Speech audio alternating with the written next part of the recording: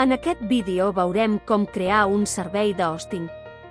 I accedirem al nostre SW Panel. Per crear un servei de hosting farem clic a Crear servei, seguit de Hosting per a web. A continuació farem clic sobre Plans de hosting i triarem el pla juntament amb els seus recursos. Premarem sobre Seleccionar, escriurem el nom de domini o subdomini i polsarem sobre Buscar.